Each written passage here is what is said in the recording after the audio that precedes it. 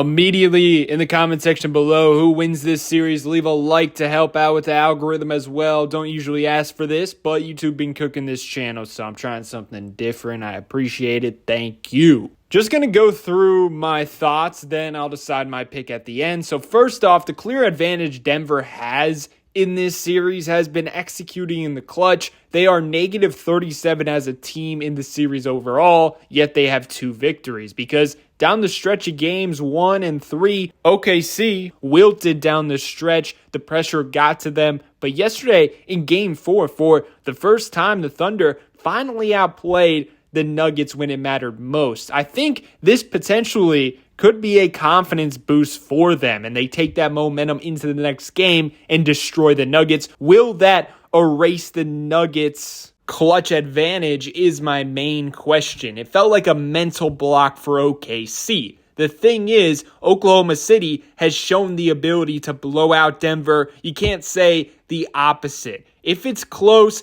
I still definitely trust the Nuggets more just because they know exactly what they're going to do when it gets tight. They're just going to fall back on the two-man game of Jokic and Murray, take whatever shot they get off of that. Meanwhile, I think the Thunder kind of struggle and they don't really know what to do. The player movement and ball movement just dies. And it's really just relying on Shea to go hero mode. In game 3, Jalen Williams was scorching hot and he got iced out of the game. I was like, what are you doing? I think Shea improving his decision-making in the clutch like yesterday could push them over the top. Overall, the Thunder's 2 wins are more convincing. Meanwhile, Denver's, I don't want to say luck because that's kind of taking credit from them. However, a lot had to go their way. But that does show they aren't affected by pressure as much as OKC. They're more likely to hit that big shot, so definitely something to watch for moving forward. And also, knowing that, I think it's very important for OKC to take this momentum from Game 4 into the next 2 games and just end this series. Because we know Game 7 on their home floor, there's going to be a lot of pressure. Now let's break down the most played lineups for OKC. Their starting 5 of Shea, Lou Dort, Jalen Williams, Chet, and Hardenstein has played 53 minutes. Plus minus is -3. Defensively, they have been locking up 104.6 defensive rating. But offensively, it's been a mess.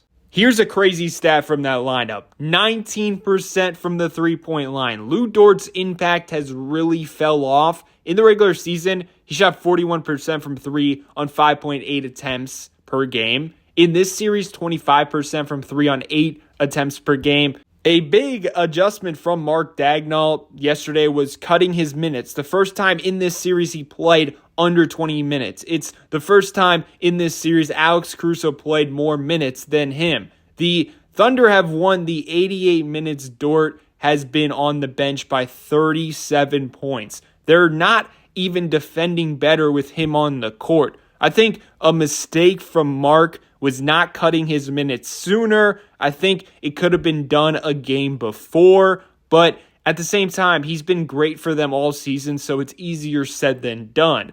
My point is, watch for this swing factor. Does this continue or does he return to form and have a breakout shooting game? And how much of a leash does he have? I have a weird feeling he's due for a great game at some point, and I think that's why Mark continues to ride him. And overall, that could be enough to swing a game in Oklahoma City's favor. But also, Alex Caruso has been a game changer for them. The magic sauce to take over this series might just be to unleash him. Listen to these numbers per pivotfade.com. He only has played 87 minutes. They've won his minutes by 30 points, 117.3 offensive rating. Meanwhile, when he's off the court, it drops down to 110.9, 97.8 defensive rating with him on. Meanwhile, when he's off, it goes up to 108.3. He's also shooting 42.9% from 3 on 5 attempts per game. But adding to that magic sauce,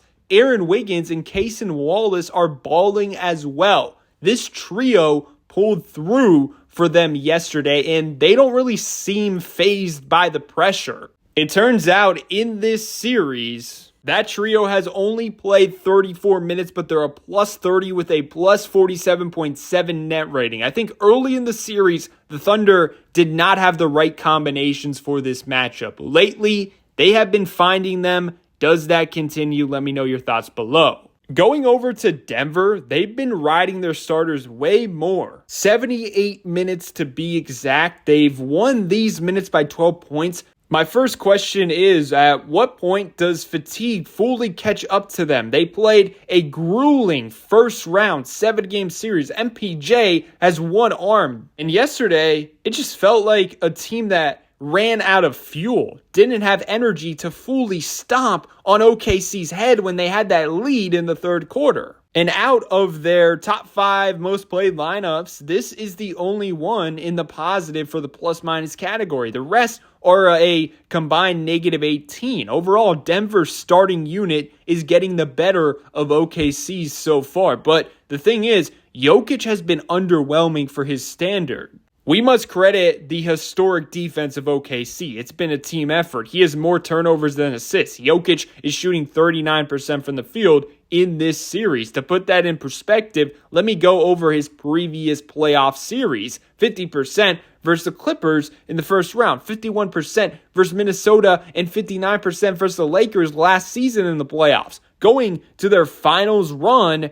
he shot 48% versus Minnesota in the first round, second round versus Phoenix, 59%, then versus LA, 50%, and then, of course, in the finals versus the Heat, 58%. It's a blessing. They have 2 victories with Jokic not playing his best. Does this continue? Let me know below. He does deserve massive credit for his 42 points in Game 1, though. He was incredible all game long and really brought it home down the stretch. He's seeing double teams nonstop. He's shooting 41% in the paint, 35% in the mid-range, 21% from 3. That is just not like Jokic. His shot making is a mess right now. They need it back to win this series. The others for Denver, quite honestly, have been enough. Now it's up to Jokic to take them home. On top of that, instead of Jamal Murray being their second best player, it's really been Aaron Gordon. 1-game winner, 1-game tying 3 to send it to overtime,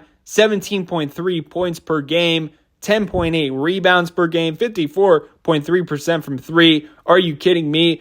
I mean, screw it. He's low-key been their best player this series. He's been their Alex Caruso per se, just a -4 net rating with him on the court. Jamal Murray is at -9.2. Nikola Jokic is at -8.8. And then when Aaron Gordon's off the court, the Nuggets have lost those minutes by -28 and a -28.6 net rating. The biggest on and off swing involves Aaron Gordon, not Nikola Jokic or Jamal Murray. Something to watch for is, does Aaron Gordon continue this or does he kind of drop off? And if he drops off, the Nuggets might be in trouble. And honestly, a lot of the answers of who's going to win this series is who's just going to make more three-pointers, because quite frankly, both are struggling from 3. 33.8% as a team for the Denver Nuggets, and then OKC 32.3% from 3. So yeah, it's been a brick show for most of this series from both teams from the perimeter. But I will say, I think OKC has a solution. Just play Casey Wallace, play Aaron Wiggins, play Alex Caruso more, because Caruso is shooting 42.9% from 3 on 5 attempts. Aaron Wiggins is shooting 50% from 3 on 3.5 attempts. Casey Wallace is shooting 55.6% from 3 on 2.3 attempts per game. I see simple solutions for both teams. I mean, this is by no means expert analysis. This is pretty straightforward. I think just play the hot hands for the Thunder a little more, and that could go a long way, because Lou Dort has been tanking many lineups that he has been in. And then going to the Denver Nuggets side of things, I think Jokic just has to step up. His shot making has to be better. His three-point shooting has been abysmal, and that's been carrying him all season long. 21.4% from 3 in this series. I think fatigue is starting to set in. Also, Jamal Murray has to be better. Based on my analysis, I think OKC has the edge in this one. I'm going to take them in 6 games. But my goodness, Denver has been amazing through adversity in the playoffs thus far. So I would not be surprised if they win this series. Because once you start doubting them, all of a sudden, they shock you. And once again, I think OKC has to end it in the next 2 games because I trust Denver in a Game 7 scenario a lot more based on what I've seen thus far in clutch situations. That's all I got. Let me know your thoughts below in the comment section. Have yourself a great day. Leave a like and subscribe. Peace out.